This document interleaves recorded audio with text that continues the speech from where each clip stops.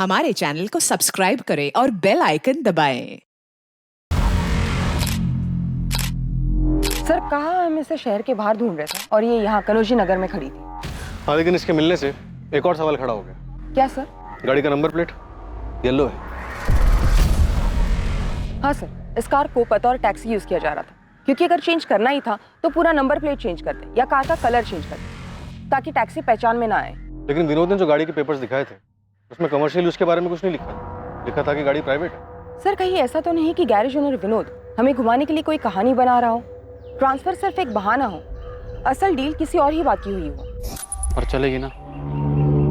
N मौके पे धोखा तो नहीं देगी? अरे चलेगी, एकदम धाए से चलेगी। एक काम करो, आरटीओ से क्रॉस चेक करो कि गाड़ी का रजिस्ट्रेशन क्या था, और अगर सही निकले तो शहर में जितनी भी कैब कंपनीज हैं सबके साथ चेक करो कि ये गाड़ी किस कंपनी के साथ रजिस्टर्ड थी। सर आरटीओ ऑफिस से पता चला है कि गाड़ी का ट्रांसफर कमर्शियल यूज के लिए करवाया गया था, परमिट लीगल है। एक प्राइवेट कैब कंपनी है राइड कैब्स, मनीष की कार वहीं पर रजिस्टर्ड थी। मैंने सारी डिटेल्स रागिनी को दे दी।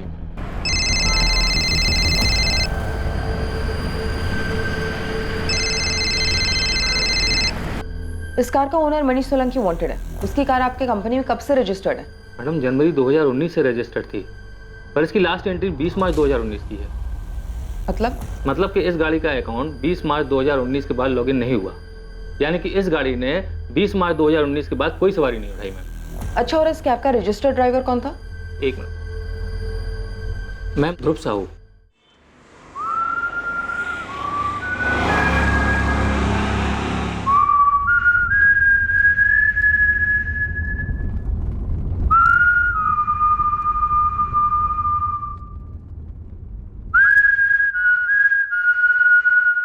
बहुत सी पहेलियों के सुलझने के बाद अब मनीष सोलंकी की असल कहानी सामने आ रही थी। मनीष ने कार खरीदी थी और वो उसे बतौर टैक्सी इस्तेमाल कर रहा था, पर मनीष ने ये बात सबसे छुपा कर रखी थी। मनीष ने गाड़ी क्यों खरीदी और फिर अपनी गाड़ी को ऐसे बीच रास्ते पर क्यों छोड़ दिया? अब पुलिस के पास एक नाम था, ध्रुव साहू, जो शायद इन सारे सवालों के जवाब दे सकता था, पर फिलहाल ध्रुव साहू गायब था।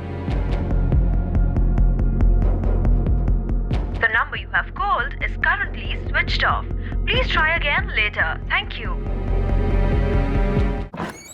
सर, राइड कैब कंपनी से पता चला है कि मनीष की कार को ध्रुव साहू नाम का ड्राइवर चला रहा था। कैब कंपनी से ध्रुव साहू का रजिस्टर्ड मोबाइल नंबर मिला, जो फिलहाल स्विच ऑफ। और इसके घर का एड्रेस सर रागिनी गई है वहाँ टीम लेके।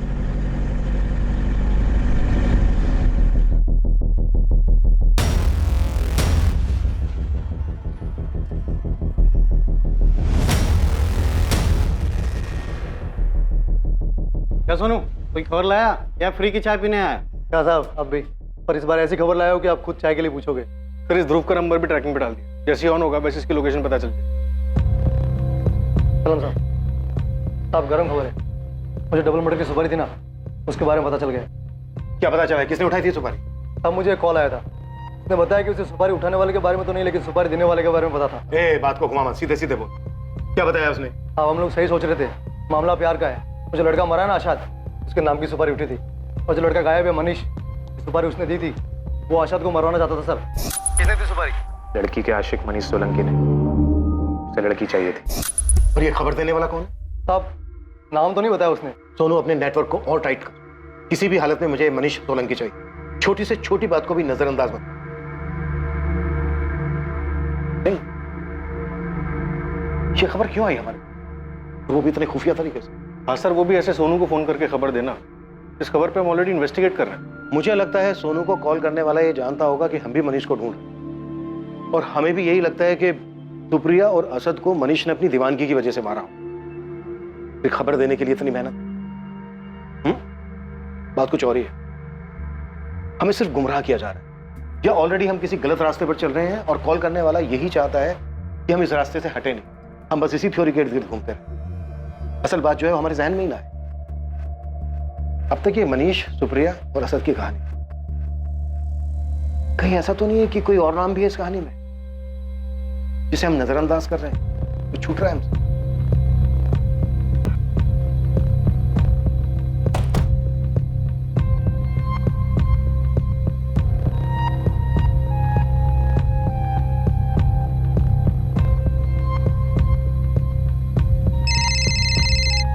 हाँ रागिनी, सर इस ध्रुव के घर पे तो ताला लगा हुआ है, लगता है उससे पुलिस आने की खबर मिल गई होगी। कल रात तक तो उसका फोन चालू था, लेकिन आज सुबह से बंद है। लेकिन ये ध्रुव हमसे भाग क्यों रहा है? हो सकता है ये मनीष के साथ मिला हुआ हो और उसी के साथ भाग रहा हो। रागिनी, एक काम करो, आसपास पता करो ध्रुव के बारे में। मनीष की गाड़ी तो काम पे जा नहीं रही थी, तो इस बीच ये ध्रुव कहाँ था, क्या कर रहा था? Yes sir.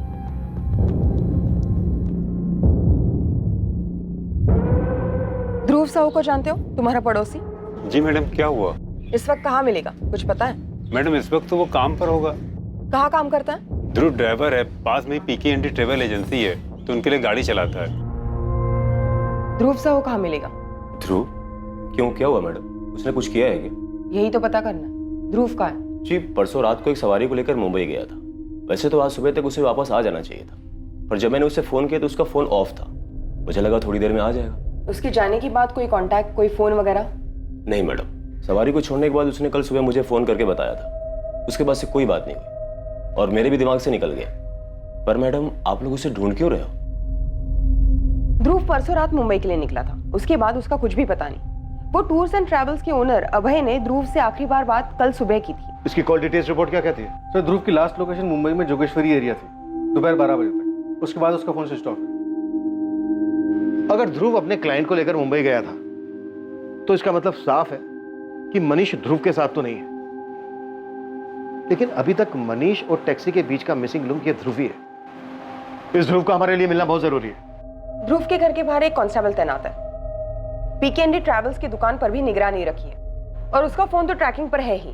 सर, ध्रुव के वापस आते हमें पता चल जाएगा।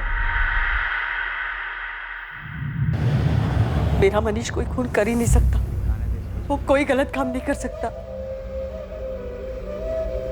बेटा है वो मेरा, बहुत अच्छी तरह से जानती हूँ मैं उसे। क्या हम सच में मनीष को जानते हैं लता? हाँ? मैं उसके लिए पुलिस से लड़ता रहा, कहता रहा कि हमारा बेटा कभी कुछ गलत नहीं कर सकता, हमें विश्वास है उस पर। आज पता चल रहा है कि वो हमसे झूठ बोलता रहा। MBA कोचिंग के नाम पर हमसे 2 लाख रुपए लिए और उसकी गाड़ी खरीद ली। एक लड़की को प्रपोज किया और उसके इनकार करने के बाद भी उसके लिए ज्वेलरी खरीदता है। और अब जबकि उस लड़की की लाश मिली है तो पुलिस कह रही है कि मनीष ने उसका मर्डर किया, उस लड़की सुप्रिया और उस लड़के असद का। तुम अब भी कहोगे कि हम मनीष को जानते हैं? बोलो लता, बोलो बोलो, हम मनीष को जानते हैं। पापा देखिए, अब आप हिम्मत मत हारिए और हम अभी किसी नतीजे पर नहीं पहुंचते। आनंद, उसे रातों रात 10 लाख रुपए चाहिए थे। हमने मनीष से कभी सवाल नहीं किया, लेकिन करना चाहिए था। तुमसे 1,30,000 रुपए लेकर वो फरार है और हमारे पैसों पर वो अपने जुर्म से भाग रहा है। तुम कसम खाओ लता कि अगर उसका फोन आया तो तुम छुपाओगी नहीं। उसके लिए अच्छा होगा कि वो खुद को पुलिस के हवाले कर दे। मैं नहीं मानती कि मेरा बेटा कोई गलत काम कर सकता है। आपको, पुलिस को, सबको गलतफहमी है। मैं कह रही हूँ कि वो किसी बड़ी मुसीबत में फंसा हुआ है।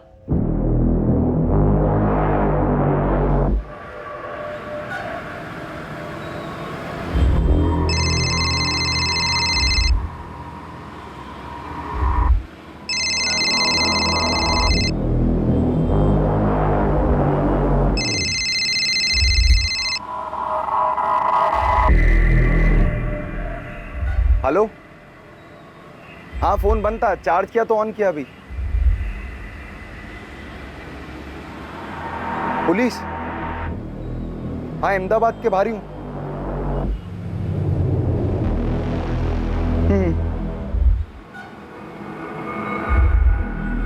ध्रुव अब तक पुलिस की पकड़ से बाहर था और उसे यह खबर मिल चुकी थी कि पुलिस उसे ढूंढ रही है। क्या ध्रुव और मनीष दोनों ने मिलकर ये खून किए थे? इस केस का सच बाहर आना अब भी बाकी था और वहीं असद और सुप्रिया के परिवार वालों को उनकी हत्या का कड़वा सच स्वीकार करना पड़ रहा था।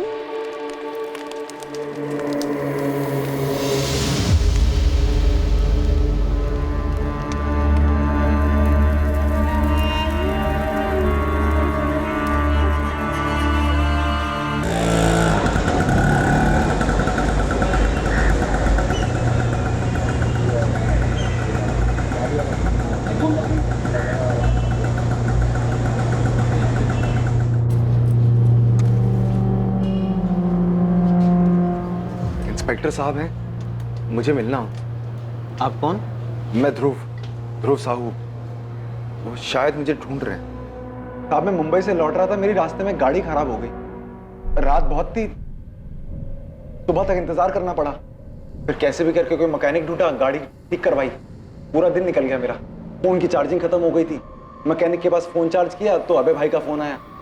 वो बोलने लगे कि आप लोग ढूंढ रहे हैं मुझे। सीधी गाड़ी खड़ी करी मैं और यहाँ पर आ गया आपके पास। तेरी गाड़ी सच में खराब हो गई थी या फिर भागने की फिराक में था? साहब मैं क्यों भागने लगा, गाड़ी सच में खराब हो गई थी, नहीं तो मैं सुबह पहुंच जाता यहाँ पर अहमदाबाद में। पर साहब हुआ क्या है, मुझे क्यों ढूंढ रहे थे आप? मनीष सोलंकी कहाँ है ध्रुव? क्या हुआ? क्यों गया? सब पता है हमें, मार्च तक गाड़ी चला रहा था तो उसकी। हाँ साहब मैं मनीष की गाड़ी चला रहा था, पर जैसा कि आपने बोला मार्च तक, उसके बाद मुझे नहीं पता वो कहाँ पर है। आखिरी बार कब मिला था मनीष से? कुछ 3 महीने पहले, जब मैं गाड़ी खड़ी करने गया था उसके यहाँ पर। जान पहचान कैसे हुई थी तेरी उसके साथ? साहब वो मेरे पुराने ऑफिस के पास रहता था, जहां पर मैं गाड़ी चलाता था पहले। पीकेएनडी एजेंसी? नहीं साहब, माँ जर्नी ट्रेवल्स, वो वहीं पर ही आता था गाड़ी भाड़े पे लेने के लिए। तभी हमारी बातचीत होने लगी, जान पहचान हो गई थोड़ी सी।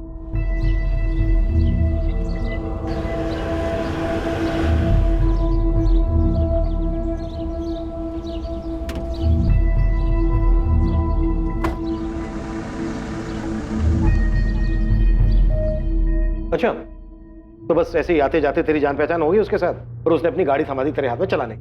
सिर्फ आते जाते नहीं साहब, दरअसल मनीष टैक्सी चलाने के बारे में काफी कुछ जानना चाहता था, बस उसी चक्कर में हमारी बहुत सारी बातें होने लगी। दिन का कितना कमा लेते हो? अपनी गाड़ी ने भाई, नौकरी करता हूँ, 15,000 बन जाता महीने का। यानी हर दिन का 500? हाँ। और मालिक कितना कमा लेता है इस टैक्सी से? मोटी रकम ही कमाता होगा भाई, पता नहीं कितने कमाता है। फिर भी कोई अंदाजा तो होगा? अभी यार 15,000 रुपए मुझे देता है वो, 20,000 पकड़ लो तुम पेट्रोल और मेंटेनेंस का। अब आदमी 35,000 रुपए खर्च कर रहा है तो 35-40 तो बचता ही होगा उसको ऊपर से। 40,000 का प्रॉफिट? हाँ भाई, इतना तो बनता ही होगा, नई गाड़ी खरीद के धंधे में लगाना क्या फायदा है ना? तुम क्यों पूछ रहे हो? नहीं बस ऐसे ही। तब उस दिन तो कुछ नहीं बताया उसे, पर कुछ दिन बाद फोन करके गैराज पे बुलाया।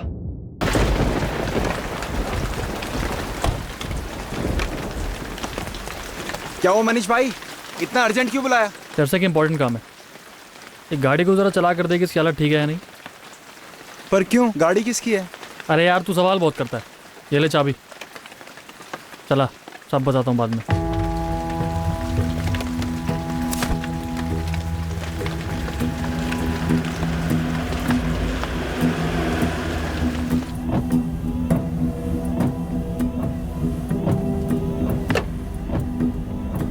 गाड़ी की कंडीशन सही है? हाँ भाई गाड़ी एकदम सही है, पर मामला क्या है? कुछ नहीं, गाड़ी को खरीद कर कैब कंपनी में लगाने की सोच रहा हूँ, क्या बोलता है, सही रहेगा?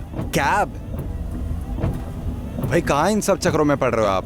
अरे चक्कर वक्कर कुछ नहीं है, सीधा बिजनेस है। गाड़ी ड्राइवर चलाएगा, मेरे कुछ पैसे बन जाएंगे। अब ये बता कि गाड़ी मेरी हुई तो क्या तू चलाएगा? तुझे कितने मिलते? 15? मैं 18,000 दूंगा। हाँ चलाएंगे ना भाई, बिल्कुल। साहब मनीष लड़का अच्छा था, पैसे अच्छे दे रहा था, अब मैं भला क्यों मना करने लगा? उसने गाड़ी खरीद ली, मैंने गाड़ी चलानी शुरू कर दी उसकी। मनीष लड़का अच्छा था, पैसे भी अच्छे दे रहा था, तो फिर 3 महीने पहले तूने उसकी गाड़ी चलानी बंद क्यों की? साहब मनीष को धंधे की असलियत दिखाई दे गई थी, धंधा उसे जितना आसान लग रहा था उतना था नहीं, ऊपर से गाड़ी का खर्चा अलग।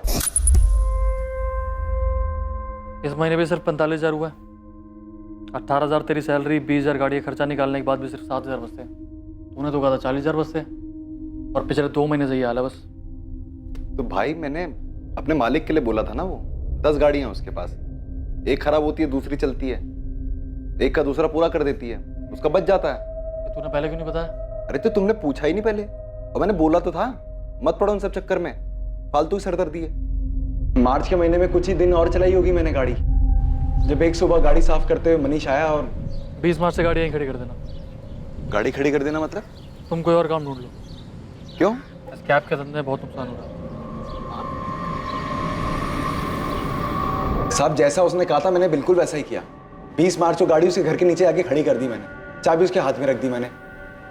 अब वो कैसा है, कहां पर है, मुझे नहीं पता। पता नहीं है या फिर बताना नहीं चाहता? साहब कैसी बात कर रहे हो, मैंने सब बता तो दिया आपको। पर तूने अभी तक हमें ये नहीं बताया है कि मनीष ने तेरे साथ मिलकर सुप्रिया और असद को मारने का प्लान बनाया था और उसके बाद मार डाला दोनों को। मारने का प्लान? साहब ये क्या कह रहे हैं आप? मनीष ने कुछ कर दिया क्या? दो मर्डर करके फरार है मनीष सोलंकी, और एक तू ही है जो सबसे ज्यादा उसके साथ टच में था। तेरी बातचीत होती थी सबसे ज्यादा उसके साथ। दोस्ती यारी में आके तू भी उसके प्लान में शामिल हो गया होगा और मार दिया होगा दोनों को। साहब, मनीष के साथ मेरी अच्छी जान पहचान थी, ये बात सही है, लेकिन उतनी ही बात सही है 20 मार्च को उसके यहाँ पर गाड़ी खड़ी करने के बाद मैं उससे नहीं मिला। मैंने नई ट्रैवल एजेंसी ज्वाइन कर ली। आप लेजर चेक कर लो वहां जाकर, मैं और क्या बताऊं आपको।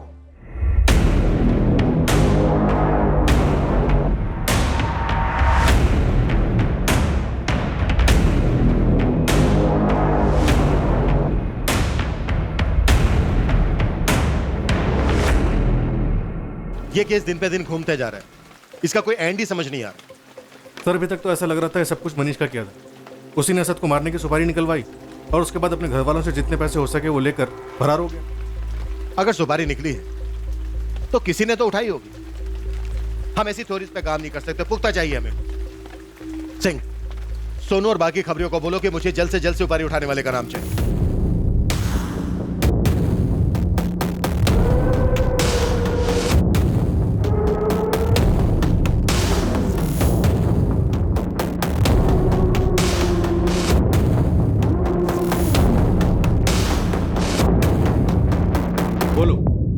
किसने दी सुपारी? साहब सच में बता रहे, हमें कुछ नहीं पता। तुम में से ही किसी ने उनका काम तमाम किया और अब यहाँ के नाटक कर रहे हो। साला पता नहीं कौन उठाया सुपारी, और पुलिस है ना अपने नाक में दम करके रखे ले। जब दिल में उठा लिया और एक ही सवाल, सुपारी किसने ली, सुपारी किसने ली। अरे कुछ और भी पूछ लो। देख, मजे की बात क्या है कि जिसको सुपारी लेनी थी उसने सुपारी ले भी ली, गेम भी बजा दिया। हाँ, और किसी को पता भी नहीं चल गया, सब ढूंढते रह गए। साले तू तो ऐसा बोला जैसे तेरे को सब मालूम है। हाँ देख, अब मैं हवा में बात नहीं करता। सुपारी राजू रंगीला ने उठाई थी। देख, तू मुंह बंद रखना, अगर उसको पता चल गया ना तो तेरी निकाल देगा वो 100-200 में सुपारी। हाँ सोनू, बोल। नाम मिला? नाम भी मिला और पता भी। साहब लगता है इस बार अपना काम हो जाएगा। जल्दी बोल।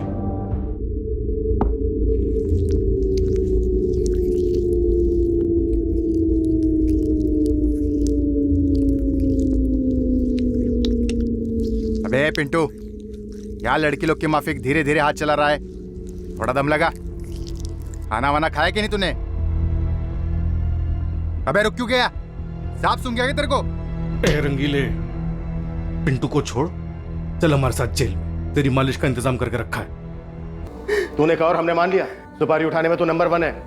तुझे लगता है तेरी इस कहानी पे भरोसा कर लेंगे हम? अरे साहब मेरी बात तो सुनो, मैंने सुपारी के लिए मना किया क्योंकि पैसा बहुत कम था। एक मर्डर तो हुए, अगर सुपारी तूने नहीं उठाई तो फिर किसने उठाई? अब मुझे क्या पता, पर मैंने कुछ नहीं किया। अरे जिससे सुपारी दी थी उससे पूछो ना आप। मनीष सोलंकी, यही नाम है ना उसका? पता नहीं साहब, नाम तो मैंने ये पहली बार सुना। साले नाटक करता है। कहाँ है छुपा है मनीष? साहब मैं सच बता रहा हूँ, मुझे किसी मनीष सोलंकी ने सुपारी नहीं दी थी। तो फिर किसने दी? ये साला मनीष खुद तो निकल गया, हमें फंसा गया। हाँ यार, बस एक बार हाथ आ जाए तो बताता उसे। चुप कर, यह जान पे बनी हुई है, दीवारों के भी कान होते हैं। पता नहीं किस बात पर कब पुलिस फिर से उठा के ले जाए।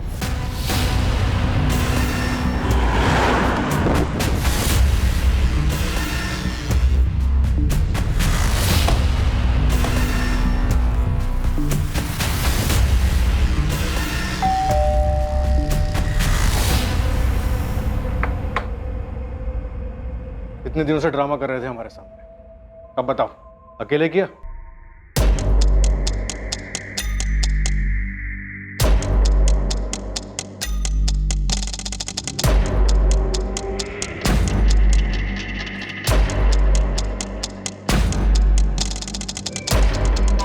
हाँ साहब, यही है।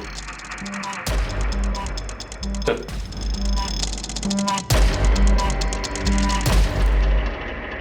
चल अब बोलना शुरू कर दे। अगर तेरे इस ड्रामे की वजह से मेरा सर घूम गया ना तो बेटा बोलने के लायक नहीं बचेगा तू।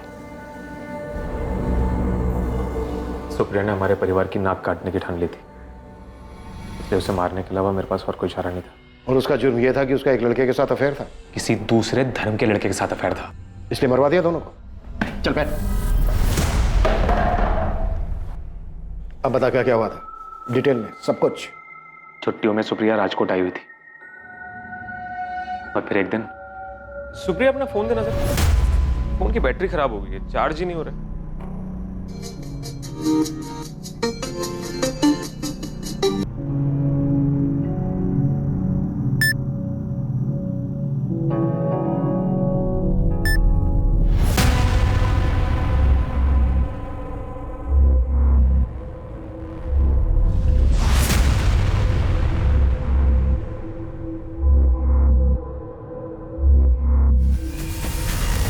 अगर मेरा बस चलता तो मैं उसी वक्त असद की जान ले लेता, लेकिन इन सब में वो अकेला नहीं था, सुप्रिया भी उसके साथ थी। मैं कुछ भी बोलता या कुछ भी करता तो सारी बात बिगड़ जाती, बदनामी होती, लोगों को पता चलता। इसलिए मैंने चुप ही रहना सही समझा। आखिर गलती तो मेरी बहन की थी ना। सुप्रिया,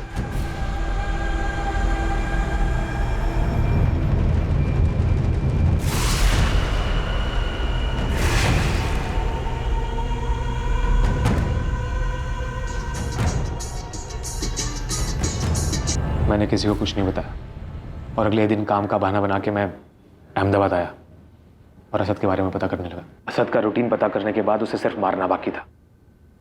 इसके लिए मुझे ऐसे आदमी की जरूरत थी जो एक काम धंधे की तरह करता हो। राजू रंगीला कैसे पहुंचा उस तक? मैं अक्सर ऊपर की कमाई करने के लिए बैटिंग किया करता था और राजू रंगीला के जरिए मैंने अक्सर कई बार बैटिंग की थी। वहीं से उसे जानने लगा और उसके काम को भी। और असद को मारने के लिए मुझे राजू रंगीला से बेहतर आदमी नहीं मिल सकता था, इसलिए उसे कांटेक्ट किया। 1 लाख लगेगा, लास्ट तक किसी को नहीं मिलेगी। भाई मेरे पास सिर्फ 50,000 रुपए। ए, क्या मच्छी मार्केट आया जो मोल भाव कर रहा है? 1 लाख मतलब 1 लाख, उससे नीचे 1 रुपया नहीं। करना है तो बोल, वरना निकल यहाँ से। राजू को देने के लिए 1 लाख रुपए नहीं थे मेरे पास, लेकिन मैं इस काम को ज्यादा देर तक टाल भी नहीं सकता था। इसलिए मैंने खुद असद को मारने का प्लान बनाया। असद को मारने का प्लान तो मैंने बना लिया था, लेकिन उसे अंजाम देने के लिए सही समय मुझे नहीं मिल रहा था। और उधर सुप्रिया की छुट्टियां भी खत्म हो रही थी और मैं दोबारा सुप्रिया को असद से मिलने नहीं दे सकता था। ये सुप्रिया जब अहमदाबाद जाने के लिए निकली तो मैं भी राजकोट से अहमदाबाद के लिए निकल गया। मैं उसकी बस के पीछे ही था। मैंने उसी दिन असद को मारने की ठान ली थी, पर कुछ और ही हुआ। जब मैंने सुप्रिया को अहमदाबाद पहुंचने से पहले ही बीच रास्ते में उतरते हुए देखा, मुझे पहले तो कुछ समझ नहीं आया, पर फिर मेरी नज़र असद पर पड़ी, जो कि शायद उसे लेने आया था। और सुप्रिया असद के साथ हाईवे से अंदर जंगल की तरफ चली गई। मैं भी गाड़ी साइड में लगा के उनके पीछे गया, जहां वो दोनों क्या वो दोनों? जरा से भी शर्म नहीं बची थी उन दोनों में। वो दोनों जंगल में ही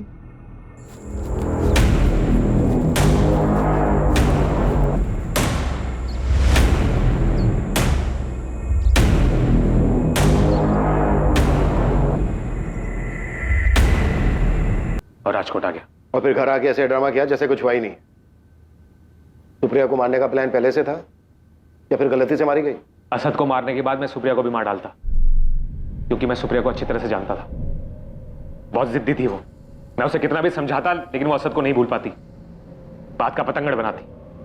और जिस बात को मैं दबाना चाहता था वो उस बात को सारे जहान में गा देती। और अगर मैं दोनों को नहीं मारता तो मैं अपने पिताजी को अच्छी तरह जानता हूँ। सुप्रिया उनकी कमजोरी थी, वो कुछ भी करके पिताजी को मना लेती और उसके बाद हमारा समाज में उठना बैठना सब बंद हो जाता। ये सबसे मनीष का क्या ताल्लुक है? पता नहीं, उससे तो मैं जानता भी नहीं था। वो तो जब आप लोगों ने कहा कि मनीष और सुप्रिया का कुछ चल रहा है तो मैं भी वही खेल खेलने लगा। मैंने भी कहा कि हाँ, मनीष ने ही सुप्रिया को मारा। इसीलिए तूने हमारे खबरी को फोन किया हमें गुमराह करने के? किसने दी सुपारी? लड़की के आशिक मनीष सोलंकी ने। उसे लड़की चाहिए थी, जैसा मैं चाहता था वैसा ही हो। पुलिस का शक मनीष पे और ज्यादा बढ़ गया। तेरी इसी होशियारी ने हमें तुझ तक पहुंचाया। सुपारी किलर को ढूंढते हुए हम राजू रंगीला तक पहुंचे और उसके जरिए तुझ तक। क्या कहा था तूने? कि तेरी बहन सुप्रिया ने तेरे परिवार की इज्जत मिट्टी में मिला दी थी। ये जो 2 खून किए तूने, क्या लगता है तुझे कि तूने अपने परिवार का नाम बहुत रोशन कर दिया है? बहुत ही घटिया सोच है तेरी, विकृत। तेरे जैसे लोगों को तो जेल में ही होना चाहिए। साला तुम जैसे लोगों को समाज में सही तरीके से रहना आता ही नहीं।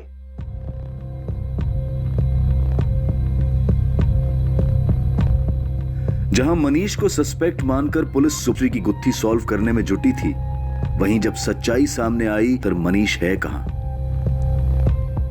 अगर मनीष का सुप्रिया और असद के मर्डर से कोई ताल्लुक नहीं है तो फिर किस चीज से भाग रहा है वो? उसका 10 लाख रुपए मांगना, झूठ बोलना, अलग अलग एटीएम से पैसे निकालना, आखिर किस कांड में फंसा हुआ है वो? सर, मनीष की फैमिली की माने तो मनीष आरोपी नहीं, विक्टिम है। हमें इस केस को एक अलग नजरिए से देखना होगा। मनीष से जुड़ी हुई एक एक डिटेल्स बारीकी से पढ़ो, एक एक छोटी छोटी चीज, कोई ना कोई सबूत, कुछ ना कुछ तो ऐसा है जो हमसे छूट रहा है। मैं कह रही थी ना आपसे, मेरा मनीष कभी किसी का खून कर ही नहीं सकता, लेकिन आप सब उसे गलत मान बैठे थे। उसे कभी क्रिमिनल, कभी खूनी, पता नहीं क्या क्या कहते थे। फिर मनीष है कहां? अभी भी वक्त है, कुछ कीजिए ना, मेरे बेटे को बचा लीजिए ना।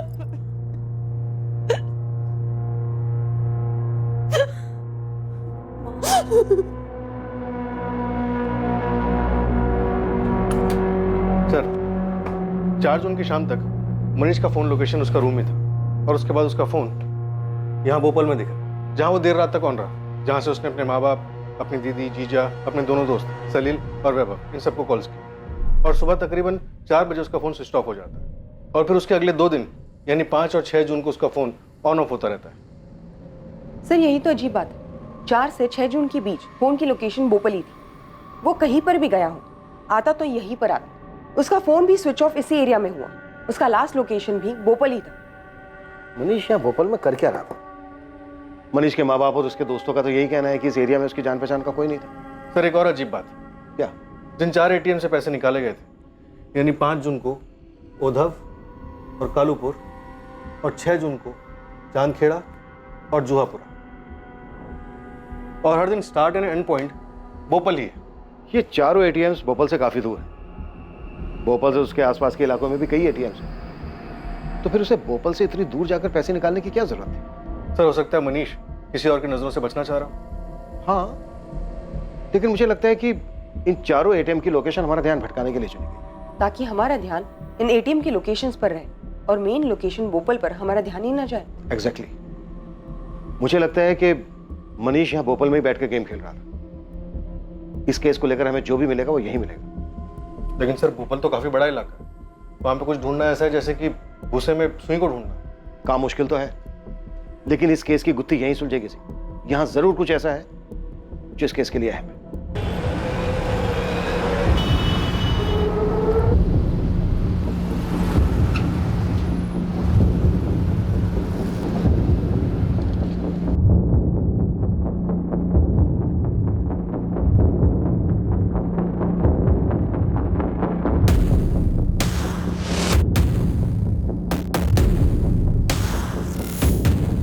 पुलिस बड़े स्तर पर मनीष की खोज में लगी हुई थी, मगर पुलिस के हाथ अब भी खाली ही थे। कई कोशिशों के बाद भी पुलिस को मनीष के बारे में कुछ पता नहीं चल रहा था, लेकिन इन कोशिशों ने शांत पड़े तालाब के पानी में एक हलचल पैदा की थी, और यही हलचल पुलिस को इस केस के किनारे तक ले जाने वाली थी। चाचा, एक चाय कड़क। हाँ, तो पानी कम। ठीक है। बबन, ये मिला के तेरे पुराने हिसाब के 1128 रुपए हो गए।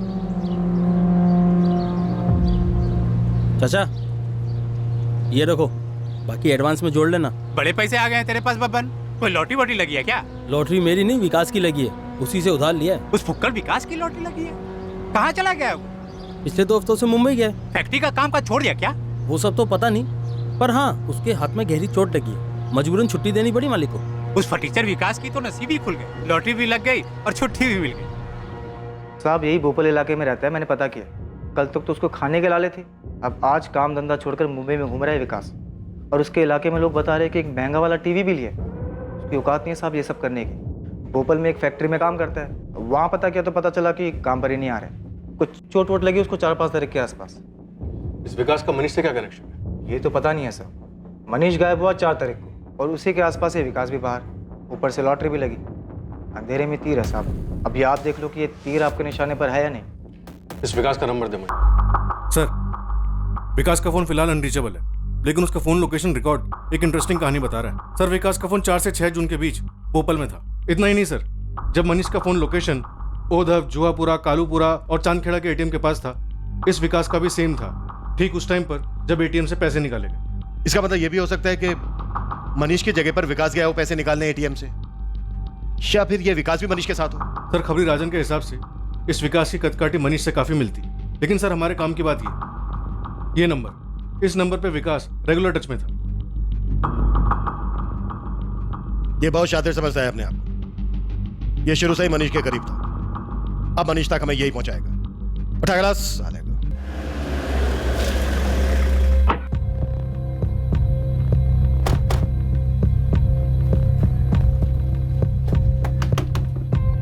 चल ध्रुव बाहर आ, चल चल चल। साहब क्या हुआ? अरे चल ना, ड्राइवर बन के बहुत घुमाया तूने, अब मंजिल तक पहुंचाने का काम भी तेरा ही है। चल।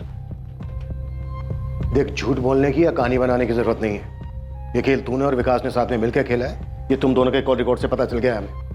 एटीएम से पैसे विकास ने निकाले थे, ये भी पता है हमें। अब तो ये पता है मनीष कहाँ है और वो छिपा हुआ क्यों है। साहब मैं गुजरात में पैसे कमाने आया था यूपी से। मेरे को अपनी टैक्सी खरीदनी थी, कारोबार जमाना था मेरे को यहाँ पर, और ड्राइविंग करके गुजारा हो नहीं पा रहा था। मैं बहुत ही ज्यादा परेशान हो गया था। जब मनीष से मिला और कुछ दिनों बाद उसने गाड़ी खरीद ली, मैं गाड़ी चलाने लगा। मुझे पता था साहब इसको धंधे के बारे में ज्यादा पता नहीं है, तो मैं धंधे में थोड़ा हेरफेर करने लगा। कभी गाड़ी की मरम्मत के बहाने, कभी उसका डीजल बेचकर मैं हेरफेर करने लगा पैसों का। मेरे को लगा मनीष को पता नहीं चलेगा, पर 1-2 महीने बाद उसे सब पता चल गया और फिर उसने नौकरी से निकाल दिया मेरे को। ध्रुव, 20 मार्च से गाड़ी यहीं खड़ी कर देना। गाड़ी खड़ी कर देना मतलब? तुम कोई और काम ढूंढ लो। सब पैसे की बहुत जरूरत थी मेरे को, और मनीष ही दे सकता था मेरे को पैसे। मेरे को लगा इसके पास पैसे हैं, फिर मैंने उसका किडनैपिंग करके फिरौती मांगने का प्लान बनाया। मैं अकेला ना कर पाता ये काम, तो मैंने विकास को पूछा, उसको भी पैसे की जरूरत थी। कितना मांगेंगे? 10 लाख रुपए। इतने मिल जाएंगे? मिल तो जानी चाहिए, मोटी पार्टी है। तो कब करना है? जितनी जल्दी हो सके उतना जल्दी। सब मनीष ने नौकरी से जरूर निकाल दिया था मेरे को, पर आते जाते मेरी मुलाकात होती रहती थी उससे, तो किडनैप करना कोई बड़ी बात नहीं थी मेरे लिए। बस झांसा देना था कैसे भी करके। अरे चलो ना तुम भी, बर्थडे दोस्त का, पार्टी वार्टी करेंगे। तेरे दोस्त को मैं थोड़ी जानता हूँ, मैं क्या करूंगा वहां आगे? अरे तो बैठोगे ना यहाँ पर, वहां चल के बैठ लेना। मैं विकास की बर्थडे पार्टी का बहाना बनाकर मनीष को भोपाल ले आया विकास के घर पर। कैसी लगी पार्टी? भाई बढ़ते में तो मजा आ गया। मेरा हो गया। अरे ले लो और बस बस।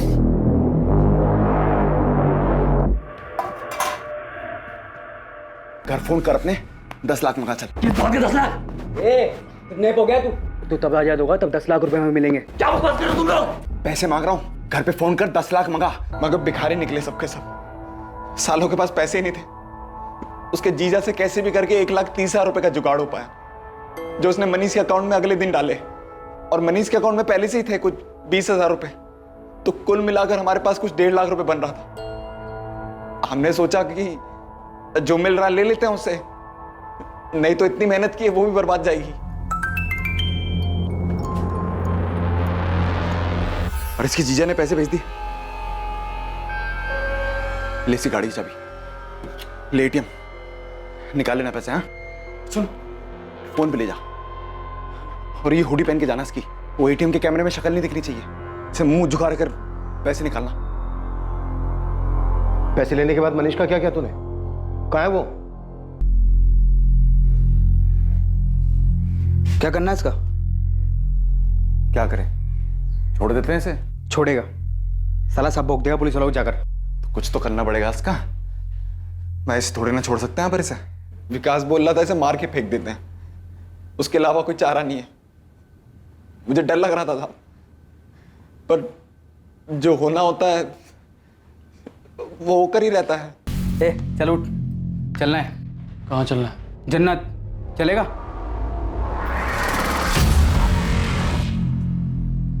मनीष की लाश का क्या किया तूने? हमने उसकी लाश को पास के जंगल में ले जाकर दफना दिया।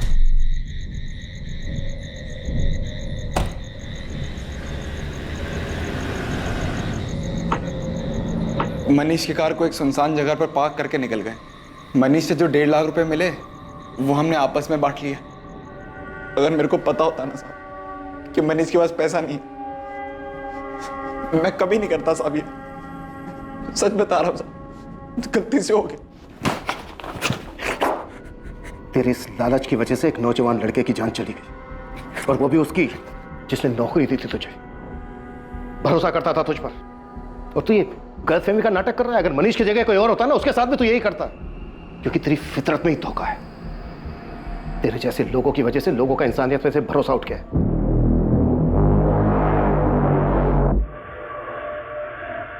विकास के वापस लौटते ही पुलिस ने उसे भी मनीष की हत्या के जुर्म में गिरफ्तार कर लिया, और पुलिस को विकास के घर से वो सारे सबूत मिले जो मनीष की दर्दनाक हत्या को बयां कर रहे थे।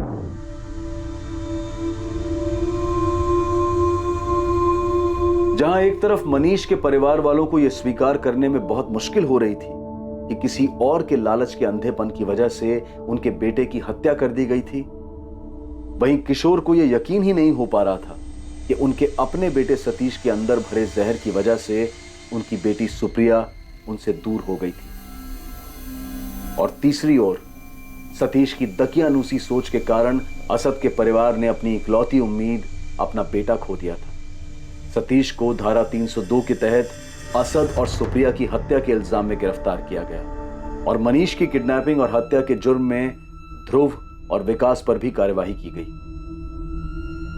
यह केस जो कॉलेज जाने वाले एक साधारण से लड़के मनीष सोलंकी की मिसिंग रिपोर्ट से शुरू हुआ था, अंत तक कई घटिया इरादों और जुर्म का पर्दाफाश कर चुका था। सतीश की रूढ़िवादी सोच के कारण सुप्रिया और असद की प्रेम कहानी को एक दर्दनाक अंत मिला, और वहीं दूसरी ओर ध्रुव के लालच के कारण मनीष जैसा होनहार युवक अपनी जान गंवा बैठा।